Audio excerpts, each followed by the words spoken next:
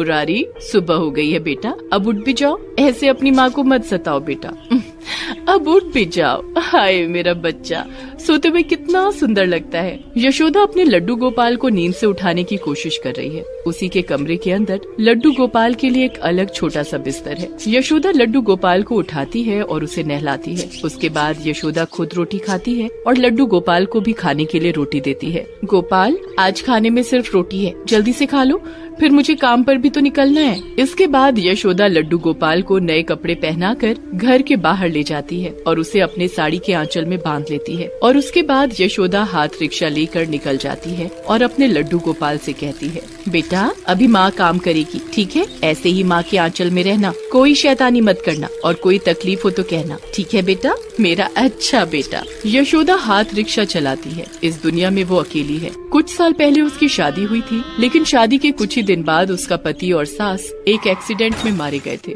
तब से यशोदा अकेली है और हाथ रिक्शा चलाकर अपना पेट पालती है। यशोदा को हमेशा से एक बेटा चाहिए था, जो कि अभी असंभव है। इसीलिए वो लड्डू गोपाल को ही अपना बेटा मानती है। हर रोज उसे ऐसे आंचल में लेकर काम पर निकलती है और दोपहर को खाने के लिए एक होटल में जाती है। होटल वाली का नाम मंजू है। मंजू बहन, मुझे जल्दी चावल दाल दीजिए, बहुत भूख लगी है, खाना खाकर फिर काम पर लगना है। ठीक है यशोदा, बैठ जा। और तेरे गोपाल के लिए क्या लाऊं? गोपाल के लिए कुछ मिठाई दीजिए, साहबजादे ने आज सुबह रोटी खाई थी, उसे ज्यादा भूख नहीं है। ठीक है ठीक है। यशोदा खुद खाती है और गोपाल को भी मिठाई खिलाने की कोशिश करती है। खा ले बेटा, खा ले। नहीं खाएगा? क्यों, अपनी माँ पर गुस्सा है क्या? गुस्सा नहीं करते बापू, खा ले।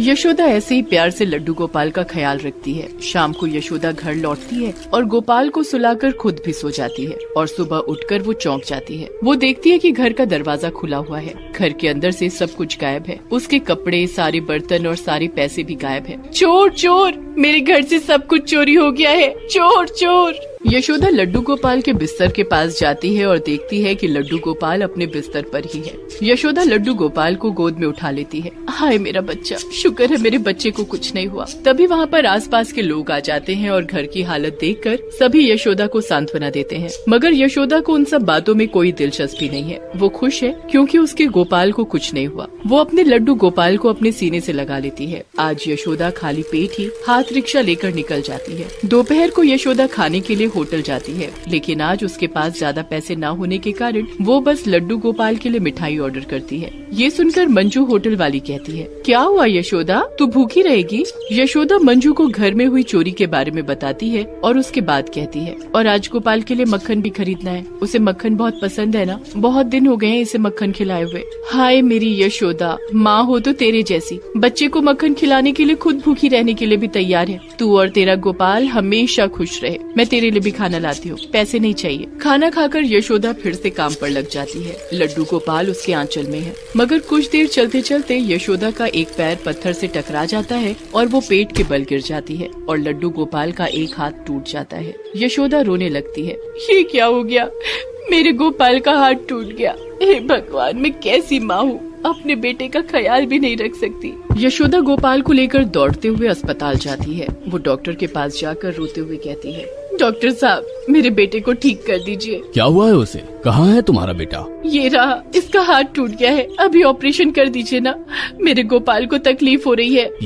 ये तो एक पुतला है, इसका ऑपरेशन कैसे हो सकता है? नहीं डॉक्टर साहब, ये कोई पुतला नहीं है, ये मेरा बेटा है, मेरा लड्डू गोपाल है, ठीक कर दीजिए ना डॉक्टर साहब, नहीं तो मैं यहाँ से कहीं नहीं जाऊंगी। ऐसा प्यार देखकर डॉक्टर साहब भी पिघल जाते हैं और गोपाल का टूटा हुआ हाथ प्लास्टर कर देते हैं। यशोदा बड़ी खुश होकर गोपाल को लेकर घर लौट जाती है। उस रात यशोदा जागी रहती है और गोपाल को कहानियाँ सुनाती है। इसके बाद 1 महीना बीत जाता है और यशोदा बीमार पड़ जाती है। वो हाथ रिक्शा लेकर निकल भी नहीं सकती है, इसीलिए इस 1 महीने में उसने जितना पैसा कमाया है वो सब ले जाकर डॉक्टर के पास जाने के लिए घर से बाहर निकलती है। और तभी उसके सामने एक 5 साल का लड़का आ जाता है। उसके साथ कुछ गाय भी है। वो लड़का कहता है, माँ जी कुछ पैसे देंगी, मैंने कल से कुछ भी नहीं खाया है और इन सबको भी कुछ नहीं खिलाया है।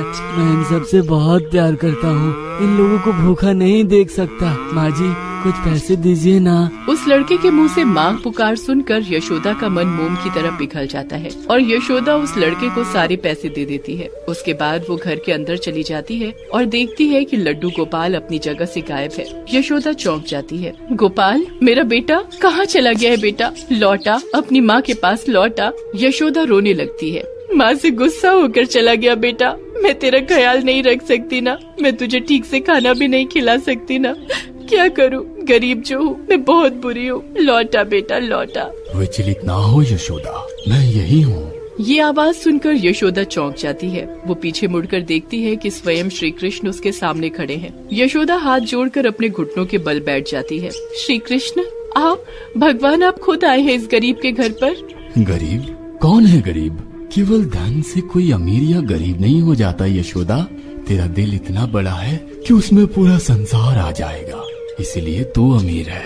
और लड्डू गोपाल को लेकर ज्यादा चिंता ना कर, मैं ही हूँ तेरा लड्डू गोपाल। जय हो कृष्ण कन्हैया, जय हो। आज तो मैं धन्य हो गई। यशोदा, मैं तुझे कुछ बताना चाहता हूँ। मैं इतने दिन से तेरी परीक्षा ले रहा था। तेरे घर में चोरी हुई नहीं थी, मैंने ही सारे पैसे छुपा दिए थे। मैं देखना चाहता था कि तू किस चीज को लेकर ज्यादा चिंतित होती है, पैसा या तेरा लड्डू गोपाल। उस परीक्षा में तूने सफलता प्राप्त किया है यशोदा। इसका मतलब लड्डू गोपाल का हाथ टूट जाना और आज वो बच्चा।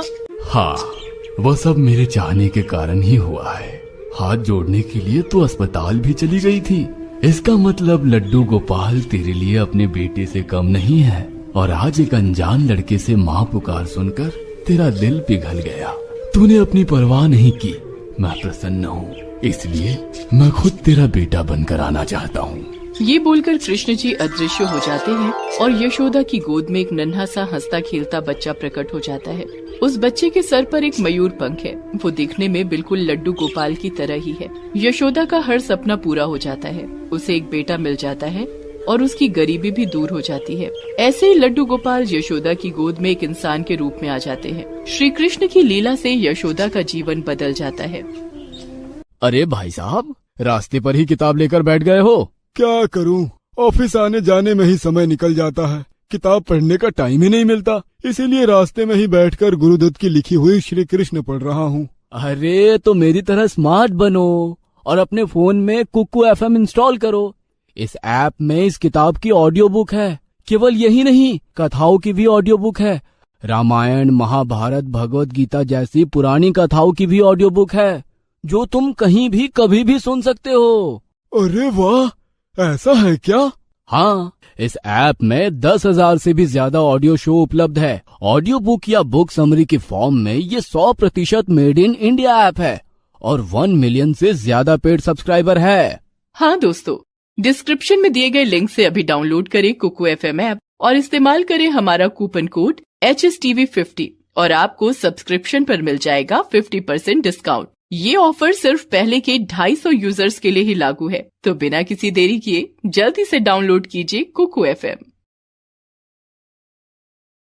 रमेश अंजलि को मारने के लिए एक डंडा उठाता है और तभी कान्हा उस डंडे को पकड़ लेता है। रमेश हिल भी नहीं पाता। कान्हा के शरीर में इतनी शक्ति आई कहाँ से? बिमला देखती है कि कान्हा के मुंह पर मक्खन लगा हुआ है। ये देखो, ये फिर से मक्खन चोरी करके खा रहा था। आज इसका भी काम तमाम करना पड़ेगा। मुंह खोल, खोल मुंह। कान्हा मुंह खोलता है और सभी देखते हैं कि कान्हा के मुंह के अंदर पूरा ब्रह्मांड है। सभी चौंक जाते हैं। इस कहानी की शुरुआत कुछ साल पहले होती है। अंजलि गाँव की एक भोली भाली लड़की है। उसके पिता एक खेत में मजदूरी करते हैं। बहुत कम पैसों में उन लोगों का घर चलता है, इसीलिए अंजलि ने हमेशा से ही दुख सहा है। उसे उम्मीद है कि एक दिन उसकी शादी होगी और उसके बाद उसे सुख का एहसास होगा। लेकिन अंजलि की शादी के रास्ते में एक बहुत बड़ी समस्या है। अंजलि काली है, इसीलिए कोई भी लड़का उसे पसंद नहीं करता है। उसके पिता भी इस बात को लेकर चिंतित हैं। एक दिन अचानक से अंजलि के पिता की तबीयत खराब हो जाती है और वो गुजर जाते हैं। तब गांव के लोग अंजलि से शादी कर लेने के लिए कहते हैं। अरे अंजलि, अब तू शादी कर ले,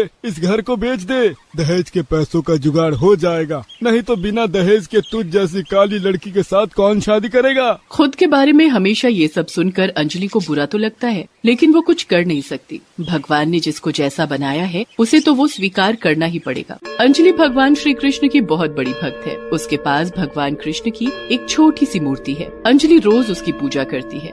वो उस मूर्ति को कान्हा कहकर पुकारती है, जैसे कि वही उसका बेटा हो। अंजलि उस मूर्ति को नहलाती है, नए कपड़े अपने हाथों से तैयार करती है और उसे पहनाती है। ऐसे ही उसके दिन बीतते हैं, मगर अभी इस गांव में उसका और कोई नहीं है। इसीलिए अंजलि उस आदमी से कहती है, ठीक है काका, आप लोग लड़का ढूंढिए, मैं ये घर बेचने के लिए तैयार हूँ। गांव वाले अंजलि के लिए लड़का ढूंढना शुरू करते हैं और उन लोगों को एक लड़का मिल जाता है। वो दहेज के बदले एक काली लड़की से शादी करने के लिए तैयार है। उस लड़के का नाम रमेश है और उसकी माँ का नाम है बिमला। बिमला और रमेश अच्छे इंसान नहीं है, वो दोनों अभी कर्जे में डूबे हुए हैं, इसीलिए उनको अभी बहुत सारे पैसों की जरूरत है। रमेश के साथ अंजलि की शादी तय हो जाती है और अंजलि घर बेचकर पूरा पैसा बिमला के हाथ में दे देती है और रमेश के साथ अंजलि की शादी हो जाती है। अंजलि ससुराल चली जाती है, वो साथ में उस नन्हे कान्हा की मूर्ति को भी ले जाती है। अंजलि का सपना पूरा होता है, उसे पति मिलता है, ससुराल मिलता है, एक परिवार मिलता है। हे भगवान, आपका बहुत बहुत धन्यवाद, आपने मुझे एक परिवार दिलाया।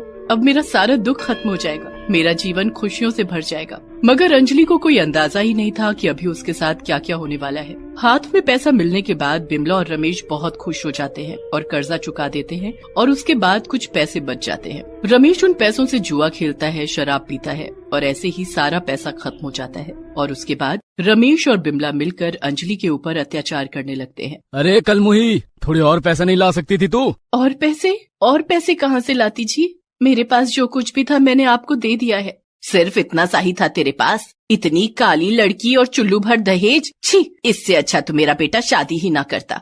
ठीक है, और पैसे नहीं ला सकती है ना तू, तो फिर ये ले, मार खा। ये बोलकर रमेश अपनी कमर से बेल्ट खोलकर अंजलि को मारता है। अंजलि दर्द से कराहने लगती है। मार खाने के बाद अंजलि कृष्ण की मूर्ति के पास जाकर रोती है, हे भगवान, मेरी जिंदगी में खुशियाँ नहीं लिखी गई हैं क्या? मुझे और कितना अत्याचार सहना पड़ेगा? उत्तर दीजिए भगवान, उत्तर दीजिए। ऐसे ही अंजलि के दिन बीतने लगते हैं। कुछ ही दिन बाद अंजलि गर्भवती हो जाती है, मगर उससे किसी को कोई फर्क नहीं पड़ता है। बिमला अंजलि से सारा काम करवाती है, उसे ठीक से खाने को भी नहीं देती है, मगर अंजलि सब कुछ सह लेती है। वो हर रोज पूरे दिल से भगवान कृष्ण की पूजा करती है और अपने बच्चे के लिए मन्नत मांगती है और 9 महीने बाद अंजलि को एक बेटा होता है, मगर उसका बेटा भी उसी की तरह काला होता है और इस बात से बिमला और रमेश दोनों गुस्सा हो जाते हैं और अंजलि को बहुत मारते हैं। अंजलि अपने नवजात बेटे को गोद में लेकर मार खाती है और उसके बाद दोनों मिलकर अंजलि को घर से बाहर निकाल देते हैं। ऐसा मत कीजिए, ऐसा मत कीजिए, मुझे घर से मत निकालिए, मेरे बच्चे के बारे में तो सोचिए। तेरा बेटा काला है, तूने एक काले बेटे को जन्म दिया है, निकल इस घर से, निकल जा। हाँ, निकल जा, मुझे नहीं रहना तुझ जैसी काली बदसूरत और उसके काले बेटे के साथ, निकल। अंजलि की गोद में उसका नवजात बेटा है, अभी वो कहाँ जाएगी? अंजलि अपने बेटे को गोद में लिए हुए आंगन के एक पेड़ के नीचे बैठ जाती है और रोने लगती है और तभी जोर की बारिश आ जाती है। अंजलि भीग जाती है, लेकिन वो अपने बेटे को बारिश से बचाने की बहुत कोशिश करती है, मगर कब तक? उसके बेटे के ऊपर बारिश गिरने लगती है। अंजलि कुछ कर नहीं पाती, लेकिन तभी एक चमत्कार हो जाता है। जिस पेड़ के नीचे अंजलि बैठी है, उस पेड़ के ऊपर एक बड़ा सा सांप बैठा हुआ था। वो सांप अपना फन फैला देता है, जिससे सांप का फन एक छतरी की तरह बन जाता है और अंजलि और उसका बेटा बारिश के पानी से बच जाते हैं। ये देखकर अंजलि आश्चर्यचकित हो जाती है। ये क्या? ये तो भगवान कृष्ण के साथ हुआ था। हाँ, मेरा बेटा किशन लाला से कम थोड़ी है, मैं इसका नाम कान्हा रख देती हूँ। अंजलि अपने बेटे का नाम कान्हा रख देती है। कान्हा पूरी रात अंजलि की गोद में हंसता खेलता रहता है, जैसे कि इस कठिनाई से उसे कोई फर्क ही नहीं पड़ता। अगले दिन रमेश एक दूसरी औरत से शादी करके घर आता है। इस औरत का नाम कामिनी है। कामिनी आते ही कहती है, अरे इस अंजलि को घर के अंदर ले आओ रमेश। अरे लेकिन उसे तो हमने निकाल दिया है, अब तो तुम मेरी पत्नी हो। तो क्या हुआ, इसे घर के अंदर ले आओ, इसे नौकरानी बनाकर रखेंगे, घर का काम मैं नहीं कर सकती। रमेश अंजलि को घर के अंदर लाता है और कामिनी अंजलि से काम करवाने लगती है। अंजलि मन लगाकर काम करती है, क्योंकि उसके पास अभी जाने के लिए कोई जगह नहीं है और उसे अपने बेटे की भी देखभाल करनी है। मगर कामिनी बात बात पर अंजलि के ऊपर हाथ उठाने लगती है। अंजलि सब कुछ सहने लगती है, क्योंकि उसे विश्वास है कि भगवान श्री कृष्ण एक दिन सब कुछ ठीक कर देंगे। दिन बीतने लगता है और कान्हा बड़ा होने लगता है और वो बदमाशी शुरू कर देता है। उसे मक्खन खाना बड़ा पसंद है, लेकिन मक्खन महंगी चीज है, इसीलिए बिमला हमेशा मक्खन छुपा कर रखती है। लेकिन कान्हा कैसे भी मक्खन ढूंढ लेता है। वो हर रोज रसोई से मक्खन चुरा कर खाने लगता है। बिमला इस बात से परेशान हो जाती है और उसे मारने लगती है, लेकिन मार खाने के बाद भी वो हंसता है। ए अंजलि, ये कैसा बेटा है रे तेरा, ये इंसान भी है या नहीं? अंजलि कान्हा को बदमाशी करने के लिए मना करती है, लेकिन कान्हा सुनने वालों में से नहीं है। कुछ दिन बाद से एक अजीब सी चीज होनी शुरू हो जाती है। हर सुबह गांव की सारी गाय घर के बाहर आने लगती हैं। कान्हा उनके साथ समय बिताने लगता है, उन लोगों के सर पर हाथ फेरने लगता है। सारी की सारी गाय हमेशा कान्हा के साथ रहने लगती है। एक दिन अंजलि कान्हा को लेकर एक मेले में जाती है और वहाँ कान्हा एक बांसुरी खरीदने की जिद पकड़ता है। अंजलि उसे बांसुरी खरीद कर दे देती है और अगले दिन सुबह बांसुरी की मीठी आवाज से सभी की नींद टूटती है। अंजलि देखती है कि कान्हा आंगन में बैठकर बांसुरी बजा रहा है और सारी गाय बैठकर मधुर संगीत का आनंद ले रही है। अंजलि को बहुत आश्चर्य होता है, कान्हा इतनी अच्छी बांसुरी कैसे बजा लेता है, वो तो अभी छोटा बच्चा है। लेकिन इस बात से बिमला और कामिनी परेशान हो जाते हैं। सुबह सुबह नींद खराब करके रखी है इस लड़के ने, रुक अभी तुझे मजा चखाती हूँ। ये बोलकर कामिनी कान्हा को बांध देती है, लेकिन कुछ ही देर बाद उसे फिर से बांसुरी की आवाज सुनाई देती है। कान्हा ने अपने आप को उस बंधन से छुड़ा लिया है, मगर कैसे? ऐसे ही दिन बीतने लगते हैं। कान्हा हर रोज मक्खन चोरी करके खाता है, हर रोज कुछ न कुछ बदमाशी करता रहता है और अंजलि काम करती रहती है।